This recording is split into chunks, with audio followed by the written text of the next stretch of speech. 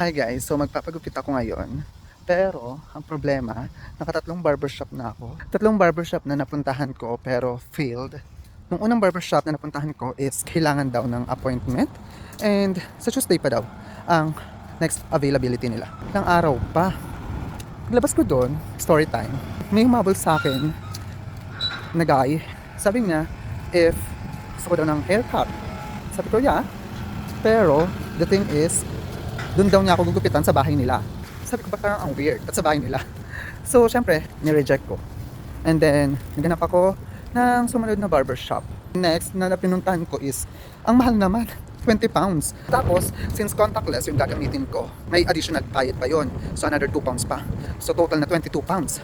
Oh my gosh, kasi wala akong cash. So, I usually use my contactless. So, ngayon, yung next barbershop naman, may nakaline up pa daw na 3 client. Pinapabalik niya ako like 7 evening. I'll try my luck here sa town. Sa dati kong pinapagupitan, titingin ko kung bukas pa yun. Kasi it's past 4 na. And today is Sunday, aga mga nagsasarado dito yung mga shop. So, sana bukas pa para mapagpagupit tayo.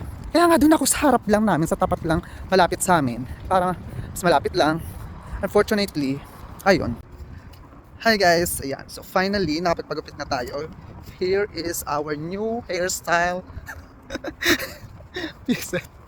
I'm not sure kung maganda ba siya. Ewan. Okay ba? Whatever. Okay na yan. So yun, doon pa rin ako nagpagupit sa dati kong pinapagupitan. Bali 17 pounds lang siya. Compare dun sa kanina, which is dapat 20 pounds plus additional of 2 pounds because contactless nga. So bali, nakasave ako ng 5 pounds.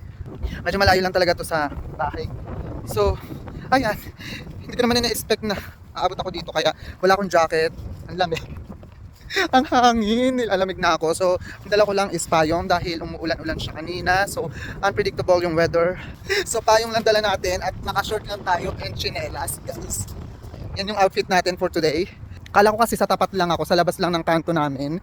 Hindi ko alam na, yun nga, dahil nga sa nangyari kanina. So, umabot ako dito sa town. Ayan, nakarating ako dyan sa town.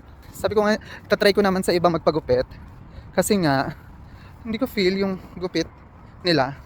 Well, anyway, ano magawa? Pinakita ko naman yung picture. Kung anong gagayahan. So, yan. Medyo na cheap naman somehow.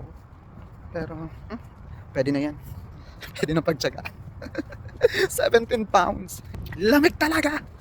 Pero kaya naman. Ang dami ko napuntahan. So, nag-barbershop hopping ako. Ending. Doon din naman ako napunta sa dati ko pinagpapagupitan. So, yun lang guys. Bye!